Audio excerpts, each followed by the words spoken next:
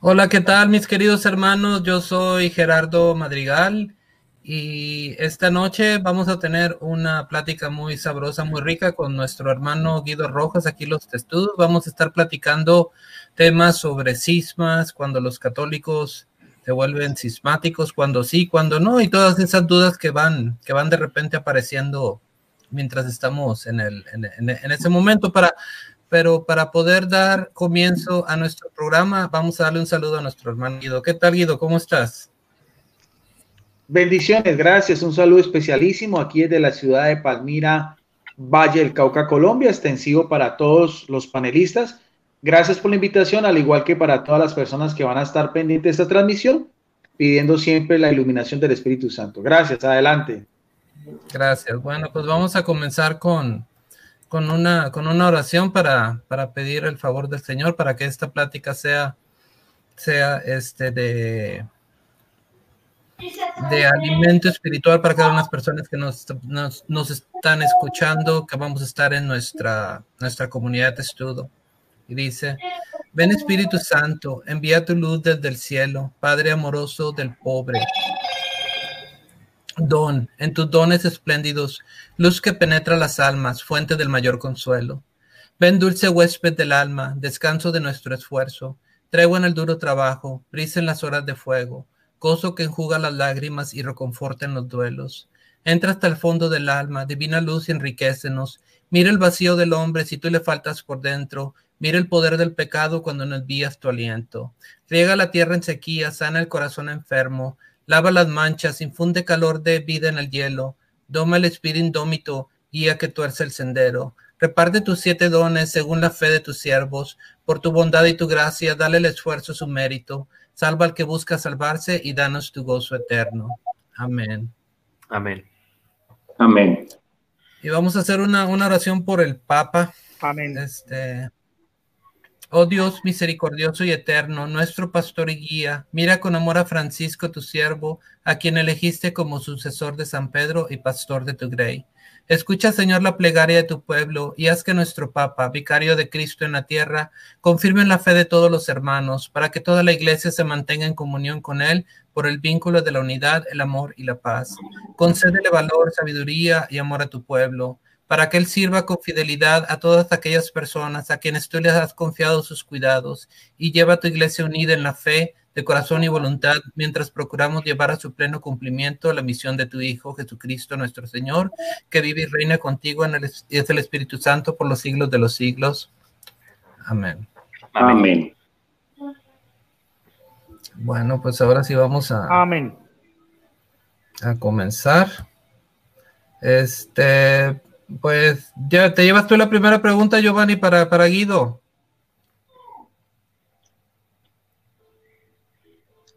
Sí, ¿qué tal? ¿Qué va, Guido? Habla Giovanni Quirogas de Colombia, de Santander. Es un gusto para nosotros acá en Testudo tenerte como invitado, como huésped, y siéntate como en tu casa. Eh, Realmente es un conversatorio que le estábamos hablando con Gerardo en estos días, pensando en este encuentro contigo, y pues realmente eh, la palabra del Evangelio hoy ha sido muy providencial al, al darse en este día y como en este encuentro. Realmente sabemos que su merced es teólogo, sabemos que su merced ha tenido un bagaje bastante interesante dentro de la iglesia como católico. Sin embargo, el día de hoy queremos en esta mesa estar como el Señor nos dijo, ¿no? A ser como los niños, porque de ellos es el reino de los cielos. Y algo muy importante, había unas cuestiones ahí entre los apóstoles hoy de que, mira, Señor, que había uno que estaba echando demonios, pero en tu nombre, pero no comparte con nosotros. Entonces, hoy en día en la iglesia precisamente se ve mucho este fenómeno de que nosotros somos católicos, pero por alguna razón no tenemos eh, es el mismo compartir de todos. Entonces, hay errores que se están difundiendo bastante graves, como una enseñanza, como una catequesis a nombre de la iglesia, cuando realmente no es así. Es decir, yo, por ejemplo, como servidor, yo no puedo llegar y tomarme la osadía de llegar y estar hablando en representación de la Iglesia Católica como si yo la representara como tal, cuando yo soy el que debo estar adherido a ella. Más sin embargo, la catequesis que se me debe dar a mí, o yo debo dar la catequesis según lo que enseña la Iglesia en el momento de enseñar, ¿sí? Entonces, la primera pregunta es, ¿por qué? Te está cortando. Sí, espera, lo ubico mejor. ¿Ya? La primera pregunta es, ¿ya? Ahí. La primera. Sí. ¿Sí? Ahí se me ve. La primera pregunta es, ¿por qué en la iglesia se está utilizando información, ¿sí? Y se está distorsionando la información, sobre todo en aquellos que se llamar remanentes, del remanente fiel? Entonces, todo eso ha llevado a que ellos han interpretado, por ejemplo, el Concilio Vaticano II a manera, y también por ciertas noticias falsas que pululan por internet, ¿sí? ¿Cuál es nuestra postura de laicos? Porque aquí nosotros somos laicos, ¿sí? O sea, aquí por lo menos en esta mesa el día de hoy somos laicos. Entonces, ¿cuál es nuestra postura de laico con respecto a esta mala información y a esta manipulación que se le está dando a la verdad? Yo como que no le estoy entendiendo a la pregunta.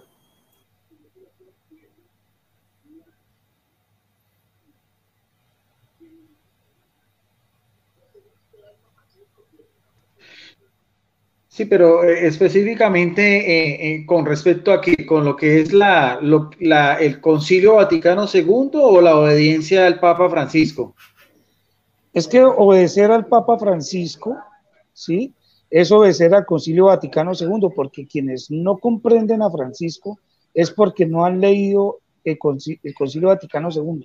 Incluso el Papa Benedicto XVI, después de haber renunciado, creo que fue el día 14, él habló en una conferencia que había sobre el Concilio Vaticano II, y él dijo muy claramente, el Concilio Vaticano II, cuando se dio en ese entonces, fue dado al mundo por medio de los medios de comunicación, y desafortunadamente fue un concilio que no era lo que el Espíritu Santo quería dar a la iglesia, ¿sí? Y es un desafío para la iglesia, aún hoy en día, ni siquiera nosotros hemos podido poner en la praxis, en marcha, lo que es verdaderamente el Concilio Vaticano II, porque fue un concilio dado en su época para la transformación de la iglesia que el Señor quería.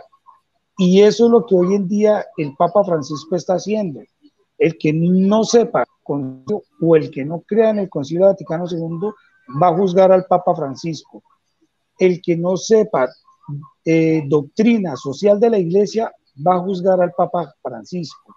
Ese es el fenómeno. ¿Por qué nosotros los católicos estamos juzgando al Papa Francisco por la praxis de ese concilio, o sea, por la práctica de ese Concilio Vaticano II y de la doctrina social de la iglesia?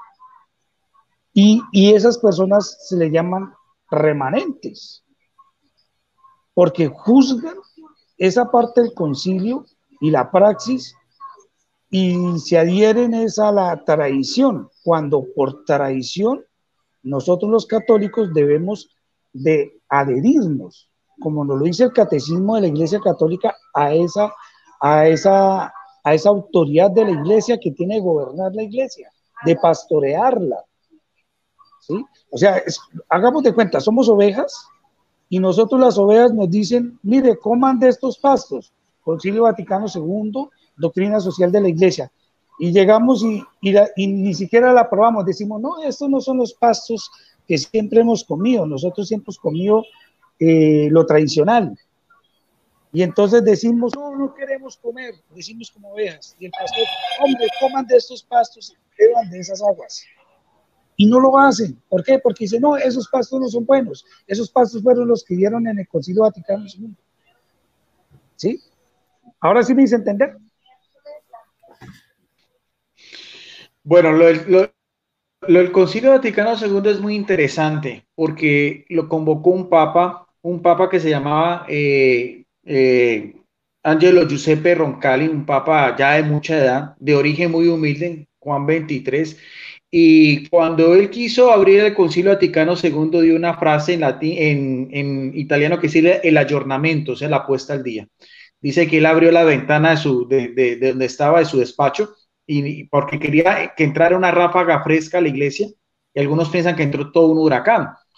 Con lo que dice el hermano, el problema del Concilio Vaticano no es el concilio como tal, sino la forma como se ha interpretado. De hecho, podemos decir que todavía no se ha estrenado.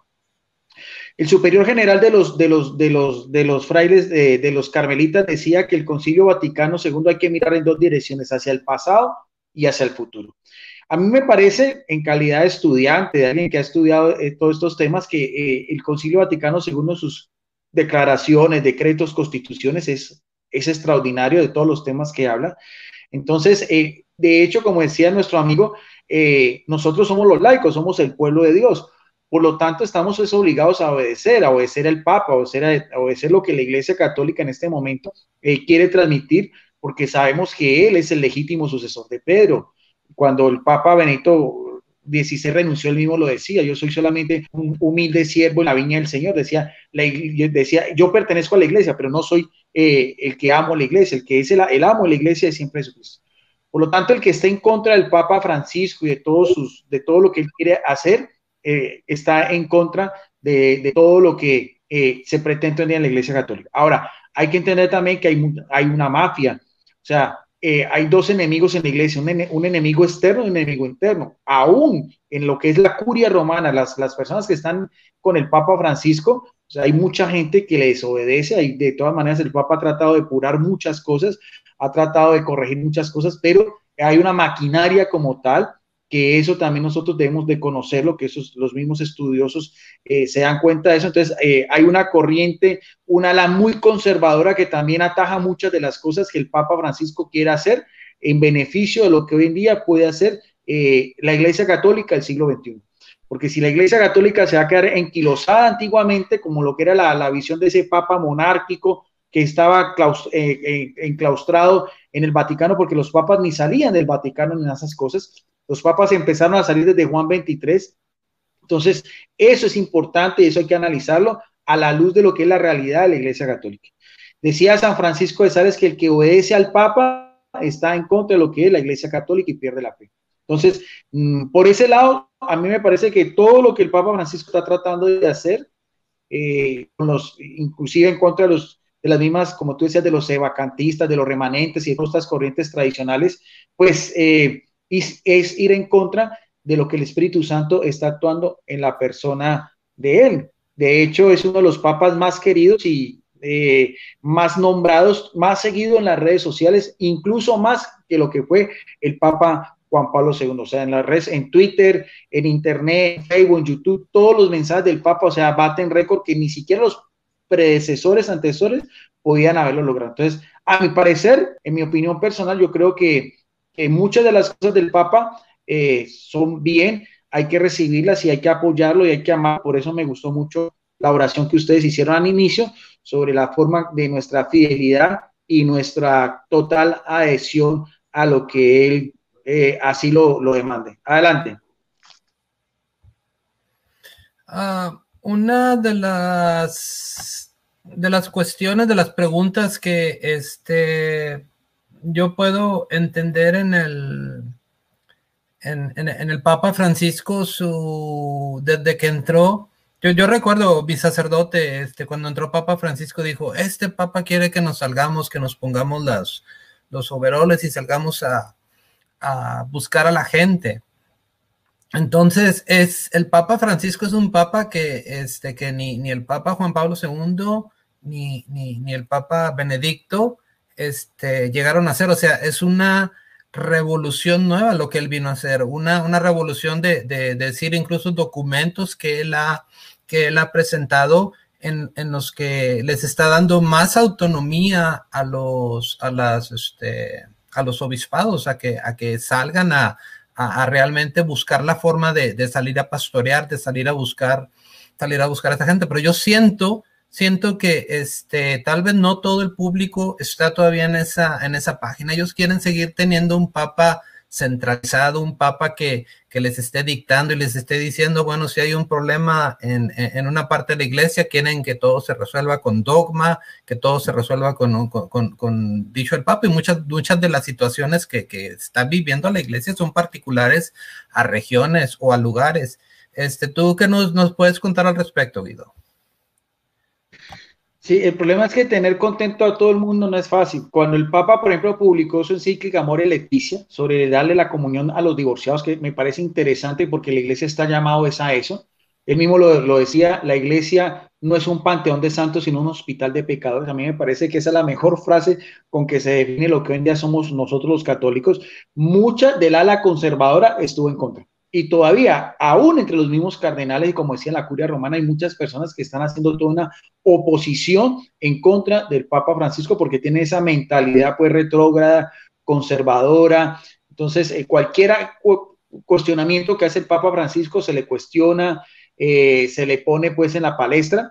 Recientemente lo que hubo sobre el sínodo del Amazonas, lo mismo también, una propuesta de pronto en estas regiones aisladas donde va un sacerdote una vez al año, donde las sectas protestantes han avanzado de una manera agigantada en América Latina, llamado por el Papa Juan Pablo II el continente de la esperanza, donde está la mitad de los más de 1.000 millones de católicos. Se estima que diariamente, según el CELAN, Conferencia Episcopal Latinoamericana, un promedio de 12.000 personas abandonan la iglesia diariamente. Se planteó la posibilidad de pronto de ordenar hombres casados, y también que hubo una oposición, y antes de dar el decreto pues final de todo lo que fue el consenso de obispos, hubo un pronunciamiento del Papa Benedicto XVI con un cardenal muy conservador. Entonces creo que también el Papa esa cuestión también la dejó así. También se propuso el diaconado femenino también, porque está en la Biblia, no tanto a nivel jerárquico, sino a nivel de servicio.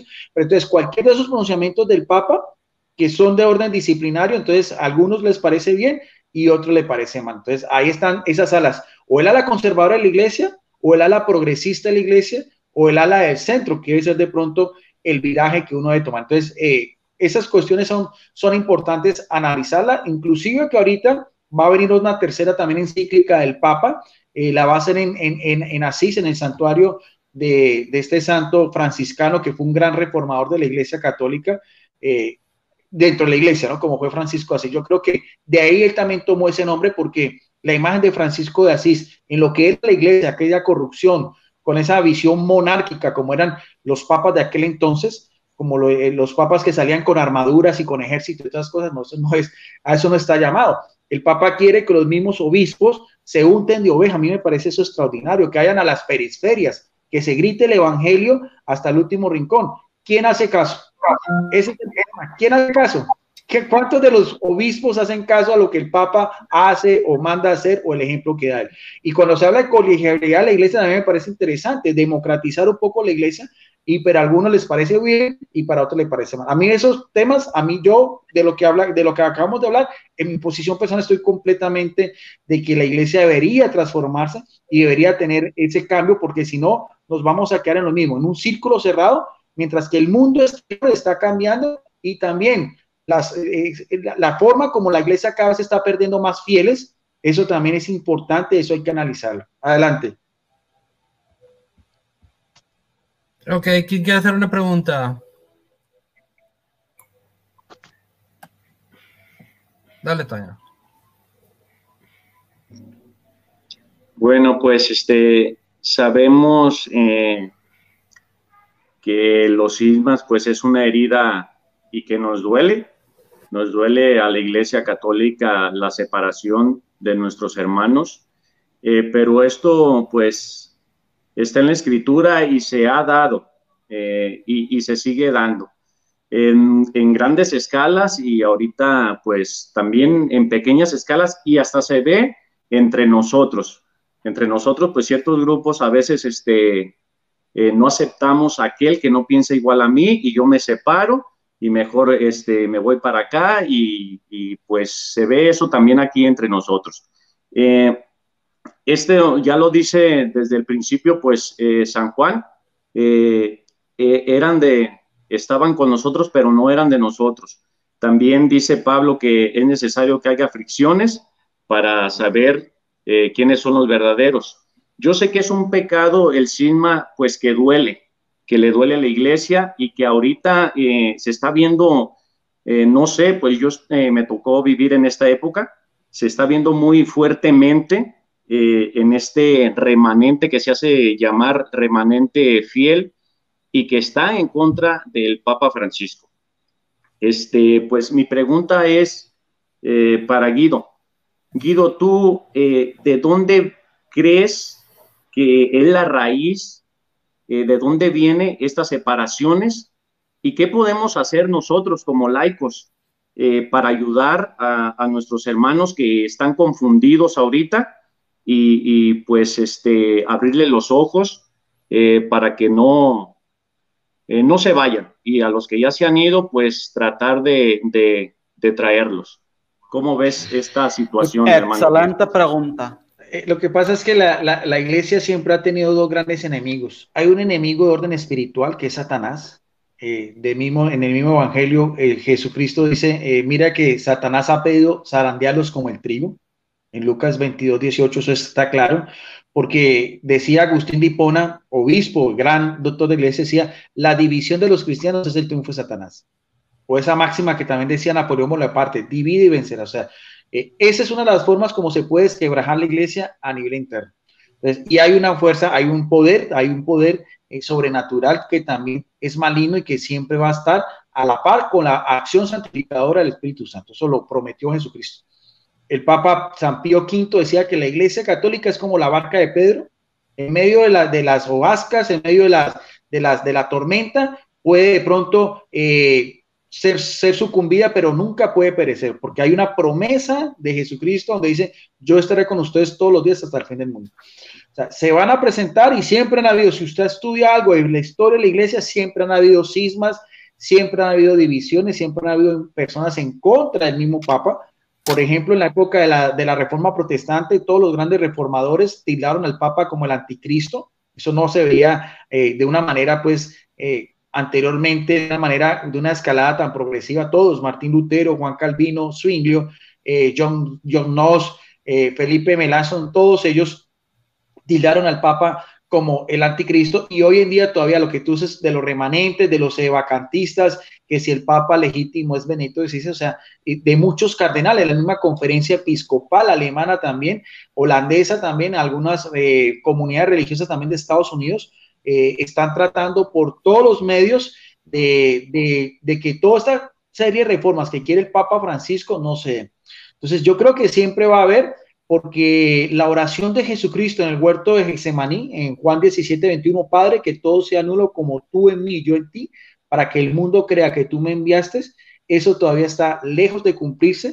Nos toca simplemente orar, poner nuestro granito, en este caso como los laicos que somos, el pueblo de Dios, que somos la gran mayoría, somos más del 99.5% total de la Iglesia Católica. El cardenal John Henry Newman, que fue un cardenal anglicano que se convirtió a la Iglesia Católica, hoy en día es santo, él decía algo muy interesante, para contestarle a nuestro hermano, decía, los laicos son como un gigante dormido. El día que nosotros los laicos también tomamos nuestro papel como bautizados y como confirmados, de acuerdo a la misma adhesión a nuestros obispos, al Papa, podemos hacer mucho. Esto es algo, es un ejemplo, lo que ustedes hacen de Testudo, lo que tú decías, laicos en favor de la unidad, en favor de los valores, en favor de defender al Papa Francisco. Bueno, cada uno hace desde donde le toca, pero a mí me parece importante eso porque los medios de comunicación son los nuevos aerópagos. Eso lo decía el fundador de la compañía, de la Sociedad de San Pablo, el beato Santiago Alberón. O sea, son los nuevos aerópagos, son las nuevas formas de transmitir el evangelio. Entonces, Si somos fieles al Papa, si somos fieles a la doctrina, si somos fieles al Concilio Vaticano II, de pronto podemos hacer un aporte y llegar también a muchas otras personas, porque hoy en día creo que los laicos que están, por ejemplo, que ven estas cosas, pueden escuchar más a gusto a un laico que a veces a un sacerdote, porque de pronto también el sacerdocio también ha perdido mucho prestigio, muchas cosas. Entonces, hay que ver que laicos como ustedes y como mi persona también estamos tratando de dar con nuestras posibilidades, nuestros carismas, ese grano de arroz que puede también servir para muchas otras personas también que, como decía el hermano, se acerquen y tengan la unidad, que es lo que nos está pidiendo en el apóstol Pablo en Efesios 4:5, una sola fe, un solo Señor y un solo bautismo. Adelante. Bueno, a mí me gustaría comentar, o más bien preguntarle a Guido sobre ya personalmente su vida espiritual, porque en el sentido cual, si bien es cierto que Pontifex el pontífice es el que hace puentes, en el sentido latino de la palabra, y hay muchos youtubers, mucha gente que por redes sociales intenta hacer eso, es decir, el sacerdote católico S.M. Dani, aquí en España, está intentando hacer pastoral a los alejados. Si de pronto, como tú has dicho, en Testudo se intenta hacer un puente con todo el mundo, ¿no? Tanto los católicos rebeldes, no rebeldes, todo, incluso nosotros mismos nos estamos edificando con nuestros propios errores. Y yo creo que tu apostolado es muy incomprendido, pero muy valioso porque no lo he visto, o sea, no es algo novedoso, por así decir. Construyendo puentes, como digo yo, a base de Biblias y eruditos evangélicos, algo que parece muy interesante. Entonces, en ese contexto, ¿cómo lleva Guido Rojas, la persona de Guido Rojas, pues esa necesidad espiritual de acompañamiento pastoral, ¿cómo decir?, de ayuda espiritual, hasta ahí? Bien, a ver, mire, voy a serle sincero, mire, yo con respecto a la jerarquía eclesiástica en mi vida personal, a través de esto que yo llevo más de 30 años, pues tendría que decirlo, es como contar eso tendría como con un pañuelo de lágrimas, porque ha sido más a veces las decepciones que he encontrado. Por decirte solamente un caso, mira, yo vivo aquí cerca, tengo a las 3 cuadras, mi párroco, son de la orden de los agustinos recoletos, y yo fui profesor muchos años en el colegio de ellos, enseñé religión, enseñé agustinología, y le propuse al párroco, porque ya cambiaron, llegó otro nuevo párroco, le propuse en Semana Santa, le dije, padre, yo soy Guido Rojas, estudié, soy egresado del mismo colegio, le dije, quiero dar una charla en Semana Santa, que es mucho de lo que yo hago, para que la gente conozca un poco sobre lo que es la pasión de Jesucristo. Lo llamé y ni siquiera me contestó. Entonces, a mí eso me ha dolido mucho. Entonces, yo tengo muchos amigos sacerdotes, pero ante mi mismo párroco, pues no he tenido ese vínculo, porque de todas maneras yo ante esa negativa no volví más. Pero he tenido muchos sacerdotes, grandes sacerdotes, amigos también de mucho tiempo atrás, que han sido para mí una ayuda y han sido pues mi consejero. Ahora hubo un grupo también de católicos laicos que quisieron denunciarme ante mi obispo a mis espaldas, de no hacerse una corrección fraterna a mi persona como debe ser. Mandaron un comunicado, inicialmente uno de ellos, Elmer Arana, y después el obispo les contestó diciendo que yo estaba diciendo una serie de algo de mariológico. El obispo hizo un comunicado y no quedando contentos con eso, y eso es lo que a veces duele, varios apologistas también de diferentes países mandaron otro segundo comunicado con la sola intención de ¿qué? De buscar que me excomulgaran, que me sancionaran canónicamente, y pues no lo lograron. Entonces, eso también es triste, porque con mi obispo también yo, por medio de su vicario también, que es el padre Bernardo Escobar, me presenté ante él y no tengo pues ninguna sanción eclesiástica, ni mucho menos. Entonces, por ese lado, ese puedo decirte que es mi testimonio. Mi obispo, Monseñor Edgar de Jesús Correa, lo admiro, es mi pastor, oro por él, al igual que, como te digo, con muchos sacerdotes amigos que pues vienen de tiempo atrás, pero también ese tipo de situaciones a veces también se presentan, sacerdotes que no les gusta que un laico esté en estas cosas. Hay sacerdotes muy celosos, no sé si a ustedes les han pasado lo mismo, a mí me ha pasado. Hay sacerdotes que te apoyan y hay sacerdotes que no ven con agrado que un laico sepa algo de teología o de Biblia, o que tenga un tipo de liderazgo. Entonces, ante eso también son fallas humanas de la Iglesia Católica. O sea, en el cuerpo místico nosotros Por eso decía Agustín de Hipona, decía la Iglesia Católica es santa y prostituta, decía santa por Jesucristo y prostituta por nosotros, en el sentido que estamos expuestos a todo esto, a divisiones, a calumnias, a incomprensiones, a envidias, y yo creo que a ustedes también les ha pasado lo mismo, porque me he dado cuenta también por ahí de que sobre todo con Gibran también, que es muy polémico, entonces también veo que hay unos comunicados al respecto sobre esa cuestión, pero mi adhesión completa a todo lo que es la jerarquía eclesiástica, mi obispo como tal, y sobre todo a la figura del Papa Francisco. Adelante. Bueno, yo tengo una pregunta al respecto. Como tú dices, llega un momento en que tu convivencia, miras cosas mal dentro de tu iglesia y dices, ¿sabes qué? Yo dejo de creer en la iglesia. Lo mismo también pasa con nuestros hermanos que creen tanto en la iglesia que se vuelven muy severos en su juicio, y precisamente esos juicios que van impartiendo comienzan a subir de nivel esos juicios hasta el grado de llegar en contra del Papa. Entonces mi pregunta, ¿cuándo una crítica que puede ser una crítica constructiva, una crítica sana, un intento de corrección, cuando esa crítica se vuelve ya un separamiento de la iglesia, un cisma? Sí, sabes que aquí en Colombia hubo un caso muy importante, un señor, José Galat, él era una persona de mucho poder económico, también era rector de la Universidad Gran Colombia, tenía un canal, Teleamiga, y él con una serie de católicos ultraconservadores empezó a hacer toda una campaña despotricando del Papa Francisco con algunas encíclicas anteriores, pues con la antigua, pues muchas de las cosas de la Iglesia Católica del pasado, algunos pronunciamientos de los papas que no tienen nada que ver con lo que es la actualidad de la Iglesia Católica. Entonces, lo importante, claro, hasta tal punto de que hasta tal punto, como dices tú, de que esas mismas críticas llegan al extremo ya de desconocer la autoridad del Papa, que es lo que no podemos hacer. Nosotros pensamos que el Espíritu Santo tiene una unción especial en el Papa, porque ha sido elegido legítimamente en un cónclave, es el 267 el sucesor de Pedro, al que le guste bien, al que no le guste también, pero eso hay que aceptar. La obediencia del Papa debe caracterizar a un laico. El que se aparte de eso se está apartando de la unidad. Tan importante es eso que si nosotros vamos a la Eucaristía, sobre todo el día domingo, el mismo sacerdote en el momento de la elevación dice, ¿en unión de qué? De la unidad de nuestro Papa Francisco con nuestro obispo, con todos los sacerdotes, porque esa es la común unión.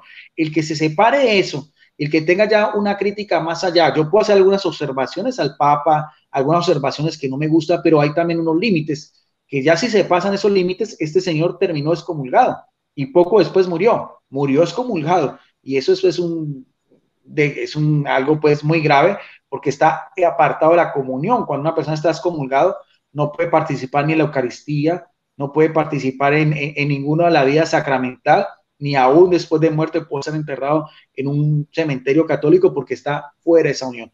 Entonces, ante eso es muy delicado, porque podemos caer en ¿qué? En la soberbia. Podemos caer en ¿qué? En el orgullo. Un ejemplo muy crítico también, Martín Lutero, siendo el doctor en teología, un hombre muy importante, un hombre, una gran lumbrera, después de todo eso llegó a decir antes de mí no se sabía nada. Eso ya es soberbio. Podemos caer en eso. Yo creo que todos podemos caer en eso, en lo que es la soberbia espiritual, creernos más allá, creernos más de lo que es, por ejemplo, la autoridad del Papa, la autoridad de un obispo, la autoridad del mismo magisterio eclesiástico. Entonces, por ahí el mismo demonio puede irnos endulzando el oído con lo que es la soberbia espiritual y terminar como terminó Martín Lutero, porque muchas de las cosas que él proponía estaban bien. Muchas de las cosas de Martín Lutero ante toda esa misma situación se dieron en la contrarreforma, o sea, hubo una respuesta positiva. La diferencia de Martín Lutero es Francisco de Asís. Ese es otro ejemplo muy importante, porque en la época de Francisco de Asís también la iglesia estaba completamente derruida moralmente, pero suscitó a un hombre con ese espíritu humilde, sencillo, que hasta el mismo Papa Inocencio III vio en un sueño un fraile, una persona sencilla que iba a, ¿qué? A reedificar la iglesia, que iba a sostener la iglesia para que no se cayera. Entonces, esa promesa nosotros también tenemos que tener en cuenta, de que siempre la iglesia va a pasar por muchas tribulaciones, por muchas divisiones, cismas, eso siempre lo va a haber, pero ahí es donde cada uno de nosotros vamos a probar realmente del lado de quién estamos. O estamos del lado del Papa, somos fieles al Papa, actuamos conforme al magisterio de la iglesia, aunque podemos también tener algunas posiciones de orden personal, en el caso mío, muy discutidas, pero sin alejarme de lo que es el magisterio eclesiástico, y así también cualquier laico, porque hoy en día estamos en los medios de comunicación, hoy en día la libertad de expresión es abierta. Anteriormente, antes del Concilio Vaticano II, se tenía lo que era el índice de libros prohibidos, ya todo eso pasó, toda esa serie de censuras, ya la iglesia no puede vivir en ese oscurantismo, en esas cosas, porque estamos en una etapa completamente diferente. Adelante. A ver, hermano Antonio, creo que tú querías ahí aportar algo sobre lo que mencionó Guido sobre el orgullo, a ver si nos platicas la idea que tienes. Bueno, pues sabemos por la tradición, por la escritura, que nuestro Señor Jesucristo pues dejó ese oficio petrino, donde sabemos que en materia de fe, doctrina y moral, pues no va a haber error. Yo creo que toda esta confusión muchas veces nos viene a personas que estamos frías. Miren, yo se los digo porque pues yo creo que también les ha pasado a ustedes, que se encuentran con personitas que son católicos, pero que les dicen, oye, que el Papa dijo esto. A mí me han dicho, pues de lo que más recuerdo, que el Papa ya permitió las bodas entre mismo sexo. Por ahí es de lo que más recuerdo. Pero nosotros ya sabemos que la doctrina pues está definida. Ningún Papa puede cambiar esto. Y casi siempre estas situaciones son porque conversaciones del Papa Francisco son sacadas de contexto y subidas a las redes, videos editados. Y esas personas, muchas personas frías, caen en ello. Y yo fui una de esas personas que estuve a punto de caer. Ya se lo compartí a mi hermano Gerardo, que al principio pues yo estuve en tentación de caer en ir en contra del Papa Francisco. Pero sobre lo que dice mi hermano Gerardo sobre el orgullo, si nosotros ya sabemos que nuestro Señor Jesucristo dejó ese cimiento sólido del oficio petrino, el que nos confirma en la fe. La doctrina ya está definida. Sabemos que ningún papa va a venir a cambiarlo y no lo va a hacer y no lo ha podido hacer en todos estos 2000 años. Si nosotros ya estamos seguros de ello, creo que nos evitaríamos tantos problemas. Pero ahí es donde entra el orgullo. Muchas veces, por creerme yo que sé algo, a veces me creo que sé ya más que el Papa. Y muchos han caído en ese error y el orgullo los ha llevado y los está llevando a desproticar. Aquí estoy viendo muchos comentarios y yo creo, o no sé, mi hermano Guido, de dónde, desde la primera pregunta, pues quise llevarla por ese punto. ¿De dónde ve mi hermano Guido o todos nosotros la raíz que viene los cismas, la separación? Casi siempre es por un desacuerdo con el magisterio de la iglesia o con el que lleva la batuta, que es el Papa Francisco, y en ese orgullo me creo yo saber más y desgraciadamente, como dice mi hermano Guido, podemos terminar en excomunión y es muy peligroso. Podemos incluso pues perder la salvación y es algo que nos estamos jugando. Y pues yo invito a todos mis hermanos que están aquí a ser humildes, a reconocer al Papa Francisco como ese instrumento que el Señor tiene ahí y que Él tiene ese oficio petrino y que nos confirma en la fe. Bueno, pues adelante, hermano Guido.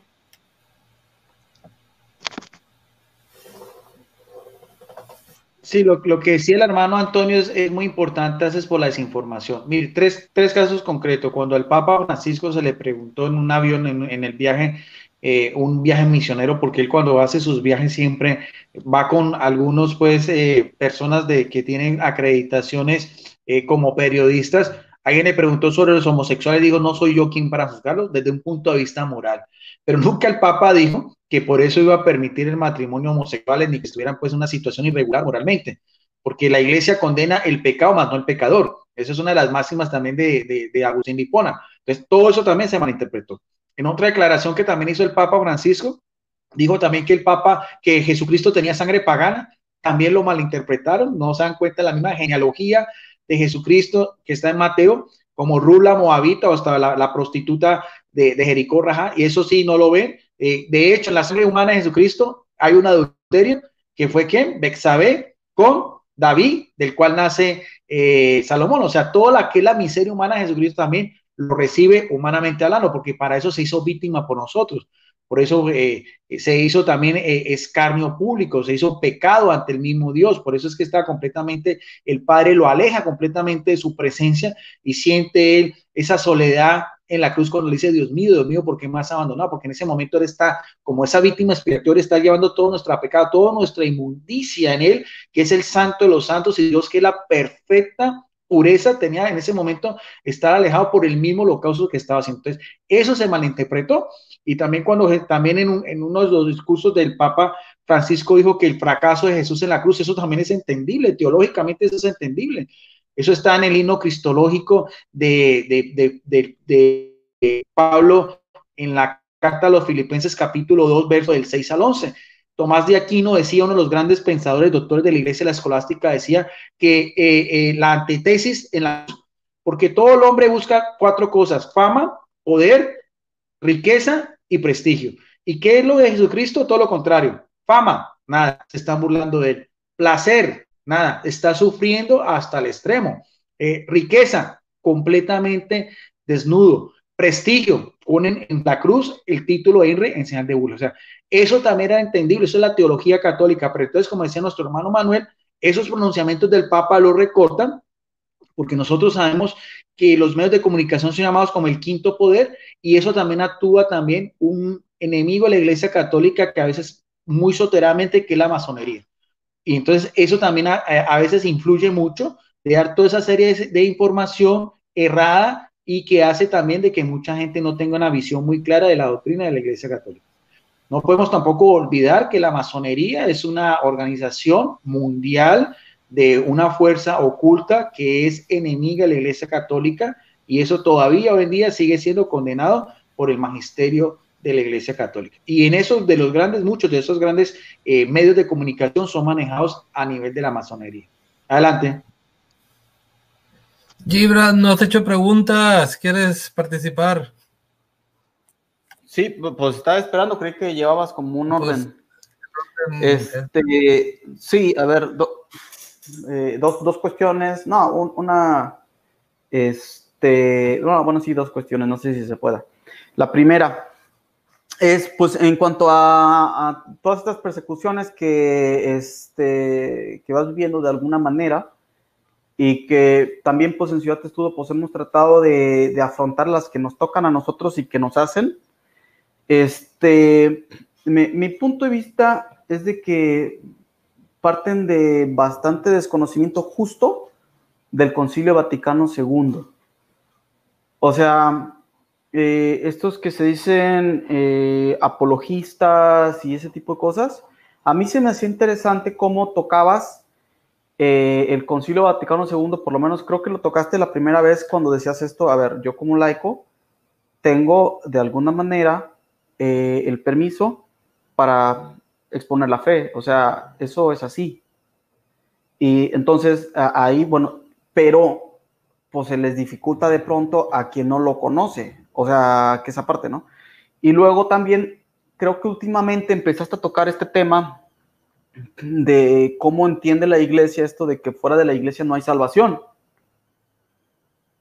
Pero es que son temas un poco más que sí se ocupa estudiar, pues, que no es nada más de agarra la cita y lo que dice ahí, y agarra lo que me encontré por ahí que dice, o sea, se ocupa entender la sistematicidad del pensamiento de la Iglesia Católica, y entonces, pues, eso es como una parte, y yo creo que gran parte de la persecución que has vivido en redes sociales, obviamente no conozco lo demás, pero en redes sociales es por una falta real de conocimiento de muchos que se dicen apologistas y a lo mejor dicen apología, o sea, conocen una parte, pero no han estudiado lo que la Iglesia enseña, digamos, en la actualidad.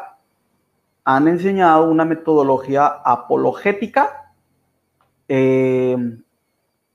pues muy básica, para responder a evangélicos, pentecostales y a algunos bautistas, pero no para las cuestiones actuales de cómo la Iglesia lo explica. No sé si eso es así como tú lo ves, como que por ahí es donde les falla un montón. Sí, yo creo que es así, es decir, no solamente, sí, bueno, lo que pasa es que uno puede tener una posición también de estas cosas, las puede uno por el mismo hecho de tener la libertad de expresión, o sea, la libertad tiene usted el ser humano de poderse transmitir sus ideas, eso es uno de los principios básicos en la humanidad. Ahora, un laico también, el derecho canónico lo avala para que usted también pueda tener una posición y dar a conocer estas cosas, independientemente si tienen un título de teología o no, porque por eso te decía, desde el bautismo somos reyes, sacerdotes y profetas, y en la confirmación también somos milicis Cristo, o sea, somos militantes de Cristo, y son dos sacramentos que imprimen carácter, que son dados una vez y para siempre. Entonces yo puedo tener mis observaciones, puedo hacer esa serie de planteamientos, y como dices tú, trato siempre de apoyarme en las Sagradas Escrituras y también en el magisterio eclesiástico, pero algunos apologistas también, esa misma línea que dices tú, Gibran, yo la veo mucho.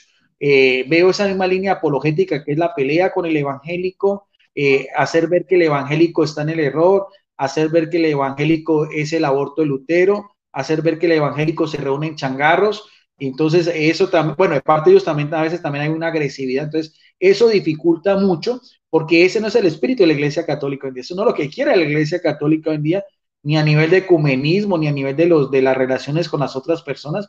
Uno nunca va a escuchar un pronunciamiento del Papa Francisco al respecto de esas cosas, porque no es la línea pastoral. No quiere decir que no se pueda hacer, pero eso también hay que hacerlo con tacto. Lo mismo, la conferencia episcopal en Río Janeiro también se hablaba sobre la apologética, pero no una apologética agresiva, sino una apologética como hacían los padres de la iglesia, que era ¿qué? Demostrar la fe, que es a lo cual estamos llamados nosotros.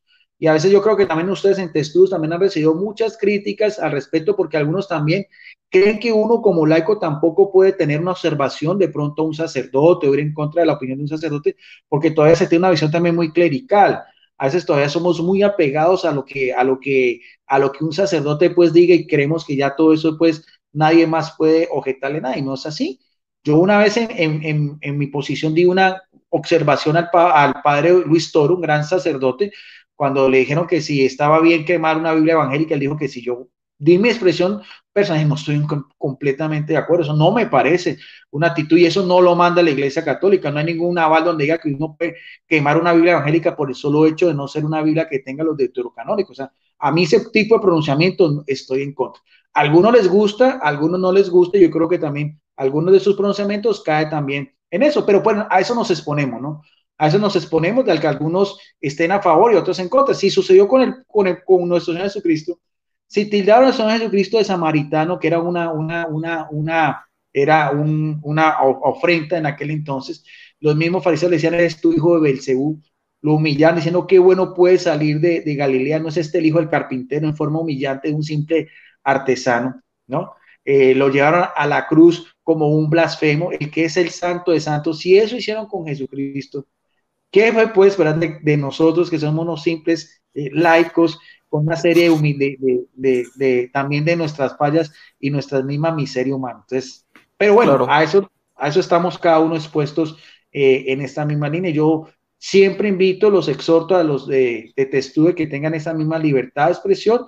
Inclusive sé que algunos de ustedes también están en contra de algunos pronunciamientos de algunos apologistas, aunque son muy encumbrados, como decir, de hecho, lo que decías en estos días, Gibran y creo que Caballero Dorado sobre lo de Garabandal de Rafael Díaz, eso no es, o sea, mariológicamente la Iglesia Católica nunca aceptó las profecías de Garabandal, punto, no más, no hay nada más que discutirlo, no son aprobadas por la Iglesia Católica. Entonces, si un apologista, así sea la talla de Rafael Díaz, está en favor de que la Iglesia tiene que aprobar Garabandal, está, por así decirlo, muy lejos, porque él no es la voz oficial de la Iglesia Católica.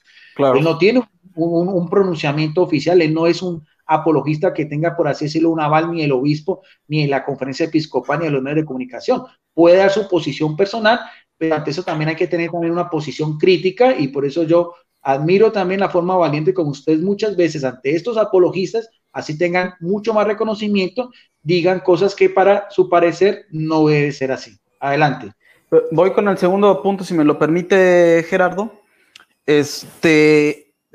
Tocando un poco este tema, creo que es algo que ha tocado incluso este mismo Rafael Díaz, y yo lo he visto también en estas personas que se quejan mucho del Papa Francisco, como que vienen a contarnos que antes del Concilio Vaticano II todo era muy bonito. Una forma de que lo dicen es un poco así, por ejemplo, recuerdo que Rafael Díaz dice, es que antes del Concilio Vaticano II había no sé cuántos miles de vocaciones. Pasa el Concilio Vaticano II y entonces ya no hay esa misma cantidad de vocaciones. Entonces es muy reducida.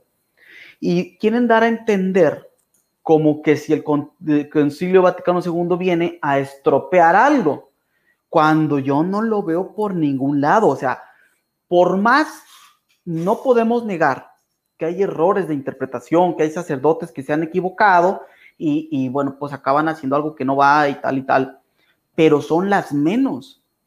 O sea, el Concilio Vaticano II se veía necesario en su tiempo y los resultados después son una riqueza enorme, una proyección tremenda de los laicos, una apertura de la Iglesia a la creatividad de los laicos, a la participación de los laicos. O sea,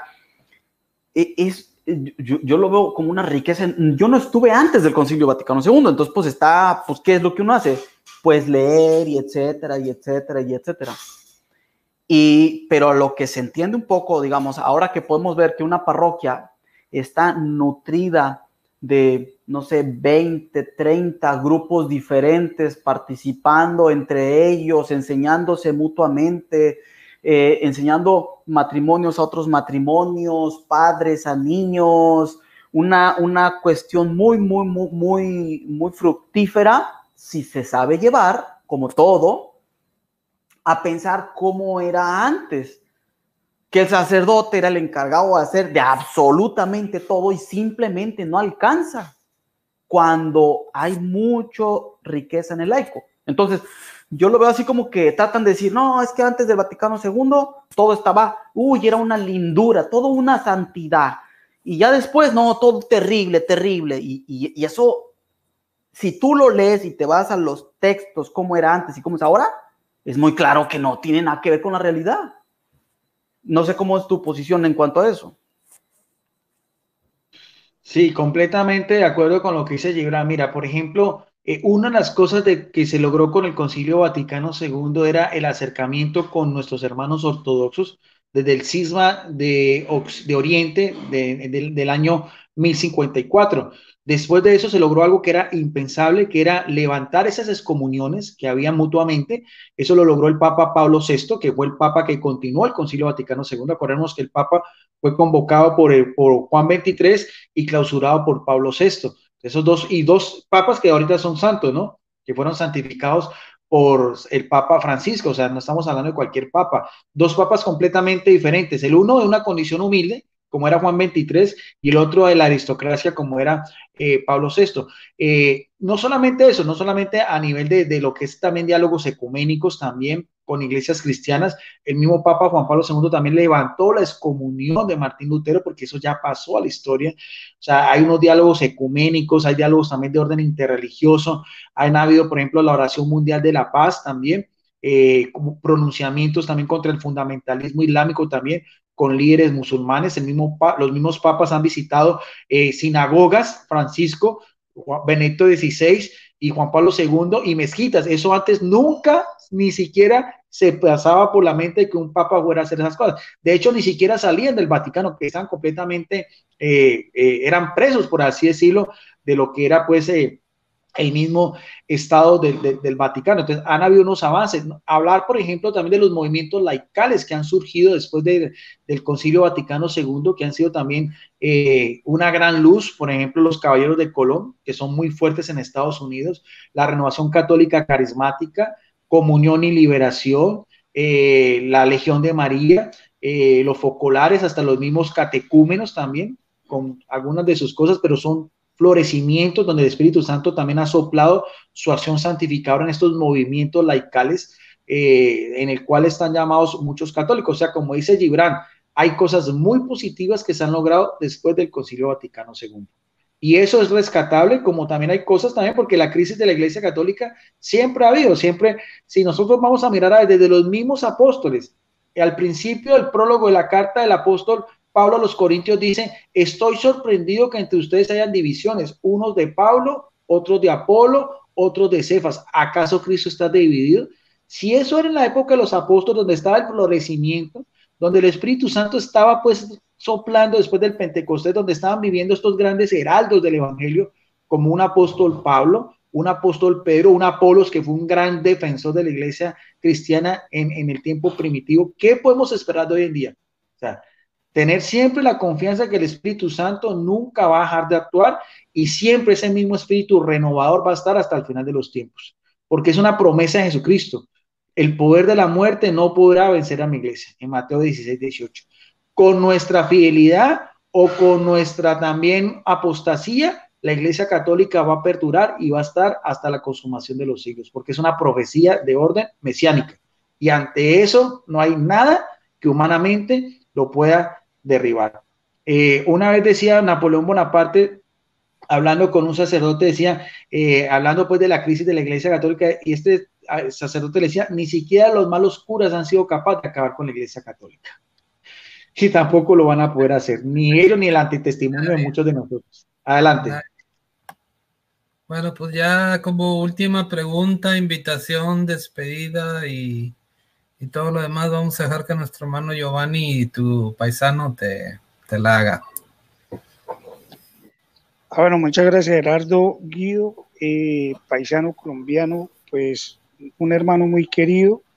Corroboramos una vez más en la ciudad de esto de que pues eres un padre bergoliano, como nos llaman, ¿cierto? Porque somos de Bergoglio, pero sabemos de que Bergoglio es el nombre secular del Papa Francisco. Realmente nosotros en Testudo nos hemos venido fortaleciendo en esa fuerza del Espíritu Santo para estar siempre en comunión con la Iglesia a través del Papa. Y siempre va a ser así: pase Francisco a otro Papa y al siguiente, desde que todo se haga legítimamente como debe ser. Siempre vamos a estar en esa comunión. Queda con su merced, pues, volverlo otra vez a invitar a esta mesa de Testudo en una conversación amena, porque tocaste algunas cosas que quedaron todavía en el tintero, y es sobre aquellas cosas que aún como que no estamos de acuerdo con su merced, ¿no? Con todo esto que se merece, ¿sí? Y que vale la pena de buscar la manera de cómo edificarlos, porque como su merced sabe, en Testudo los errores son una oportunidad para edificarnos, y no se trata de que aquí se edifica el uno y el otro, no, aquí nos vamos a edificar todos en base a todas nuestras posturas. Y hay muchas cosas que compartir también con su merced, ¿sí? Con respecto a también a esas posturas teológicas de su parte. Y ese sería otro tema. Un tema sería pues que su merced nos aceptara una invitación para hablar sobre su postura mariológica, y también otro que queda en el tintero que nos hace como falta es sobre un tema bien nutrido sobre la apología realmente, o sea, ¿Qué es la apología? ¿Cómo se llama la apología? ¿Qué es lo que enseña la Iglesia Católica a través del magisterio sobre la apología en sí? ¿Sí? Y mirar si lo que está enseñando la Iglesia se parece a lo que hacen los super apologetas, ¿no? Ellos van a agarrar estas cosas y siempre nos van a criticar con garrote y con totazos y con madrazos y con una cosa, y pues hay que comprender también en ellos que ellos lo hacen en defensa de la fe, ¿cierto? Pero esa defensa de la fe es como cuando son las ferias de mi pueblo. Yo soy de Vélez Santander, no sé si usted se conocerá. ¿Alguna vez ha tenido la oportunidad de ir a Vélez Santander, aquí en la tierra del bocadillo, la tierra dulce, la guabina y el tiple?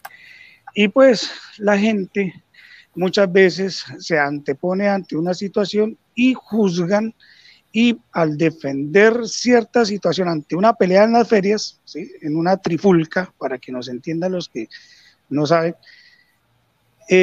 al primero que ven le van dando su botellazo. Y así pasa en estos superapologetas, ¿no?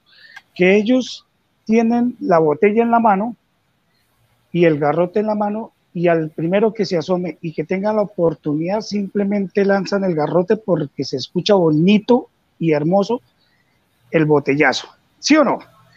Entonces, muchas gracias, Guido, de verdad.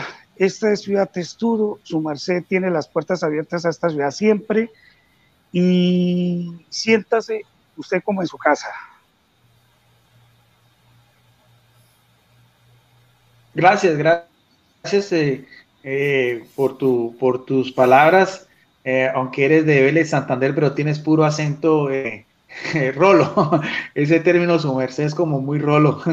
Yo soy de Bogotá, pero vivo en Palmira, Valle del Cauca. Y te agradezco, sí, yo estoy completamente dispuesto sobre el tema de Mariología, hablar, aclarar todo eso. Es lo que yo les propuse la otra vez a estos apologistas que me denunciaron ante mi obispo. Yo les propuse, les dije, mire, yo estoy acá.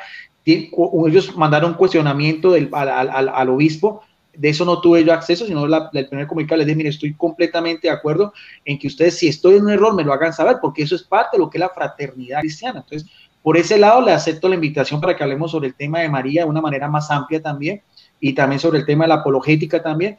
Y yo los invito a ustedes también a todos, pues, de que sigan adelante en esa misma línea, defendiendo siempre la iglesia con esos criterios también de tener libertad de expresión, de acuerdo al carisma que cada uno del Espíritu Santo ha actuado en ustedes.